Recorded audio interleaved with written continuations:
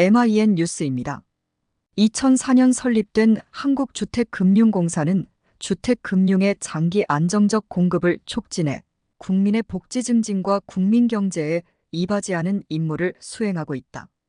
비전은 국민의 행복과 서민 주거복지 향상 등이지만 현실과는 거리가 멀다. 주요 업무는 은행이 보유하고 있는 주택담보대출을 매입해 유동화해 주택저당증권을 만드는 것이다. 미국의 페니메이나 프레디맥이 수행하는 업무와 동일하다. 금융위원회 산하기관으로 지방 이전 공기업으로 선정돼 부산광역시로 본사를 옮겼다. 한국주택금융공사의 ESG 경영 현황을 진단하기 위해 홈페이지, 국가정보전략연구소 데이터베이스, 국정감사 감사원 사법기관 자료, 각종 제보 등을 참조했다. 글로벌 스탠다드를 지향하며 개발된 8기 생태계 모델을 적용해 한국주택금융공사의 ESG 경영 현황을 진단해봤다. 2013년 윤리경영평가. 고질적인 낙하산 인사 논란을 해소하지 못하고 의사결정 과정 불투명. 국정연은 2013년 주택금융공사의 윤리경영 현황을 평가했다. 설립된 지 10년이 채 되지 않았지만 전반적으로 윤리경영은 낙제점을 벗어나지 못했다. 당시 평가한 주요 내용을 정리하면 다음과 같다. 주택금융공사의 HF 비전 2020을 보면 서민과 함께하는 최고의 주택금융 전문기관이다. 이러한 비전을 달성하기 위한 미션은 주택금융을 통해 국민복지 증진과 국가경제 발전의 기여이다. 리더십은 사장 개인의 문제가 아니지만 고질적인 낙하산 인사 논란을 해소하지 못했을 뿐만 아니라 전문성까지 확보하지 못했다. 전문성을 측정하거나 평가하는 것도 쉽지는 않지만 최소한의 경력이나 자격은 갖춰야 한다. 경영진이 직원보다 자신의 주머니만 챙기는 대표적인 사례가 주택금융공사에서 발생했다. 부채가 급격하게 늘어나던 2007-2008년 사이에 직원 급여는 동결하고 임원 성과급만 300 내지 500% 이상 인상했다. 내부 의사결정 과정이 투명하지 않다는 증거다. 감사원의 감사 조치가 효과 없다면 그 이유도 찾아야 한다. 감사원 출신이 공기업 감사로 내려가 방패막 역할을 하는 것이 원인일 가능성이 높다. 부실저축은행의 감사도 하나같이 금융감독 업무나 사정기관 출신들이 담당하면서 정상적인 감독 기능을 무력화시켰다. 퇴직 공무원의 재취업에 대한 공직기강 확립이 절대적으로 필요하다. 주택금융공사에 대한 윤리경영도 기업의 본질적인 존재 이유부터 고민하지 않으면 확립이 불가능할 것으로 판단된다.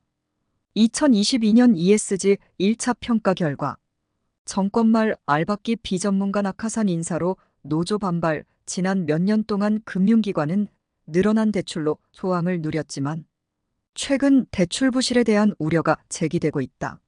미국 연방준비제도가 2022년 5월부터 양적 긴축과 함께 기준금리도 0.5%p 인상할 것으로 전망되기 때문이다. 코로나19로 어려워진 가계와 중소기업이 먼저 타격을 입을 것으로 전망된다. 2020년 주금공의 주택저당증권 발행 금액은 총 46조 6천억 원으로 누적 발행 금액은 314조 3천억 원에 달했다. MBS는 주택 토지를 담보물로 발행하는 채권이다. 2019년 국내 사회적 채권을 46조 5천억 원 규모로 발행해 국내 전체 물량 55조 6천억 원의 83.8%를 점유했다. 2021년 국정감사에서 주금공의 상임이사 임명에 대한 논란이 초래됐다. 2021대 국회의원 선거에 출마해 낙선한 정치권 인사가 내정됐기 때문이다. 주택금융 관련된 검증된 실적이나 경력이 없었기 때문에 노조도 반발했다. 전형적인 정권 말 금융권 알박기 인사라는 비판이 있었지만 정부는 강행했다. 고용노동부는 2019년 남녀 고용평등 우수기업으로 주금공을 선정했다. 2020년 기준 임직원 952명 중 여성은 333명, 임원은 7명 중 2명이 여성이었다. 그나마 여성 임원을 임명한 몇 안 되는 공기업 중 하나에 포함됐다.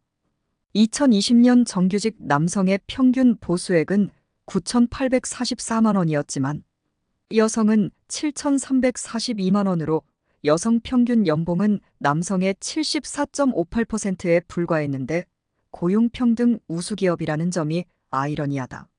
주금공이 주거 안전망에서 소외된 취약계층을 지원하고 지속가능한 주택금융을 지원하기 위해 노력하지만 한국토지주택공사 등 주택시장 관련 공기업 전체가 ESG 경영을 실천하도록 독려해야 한다.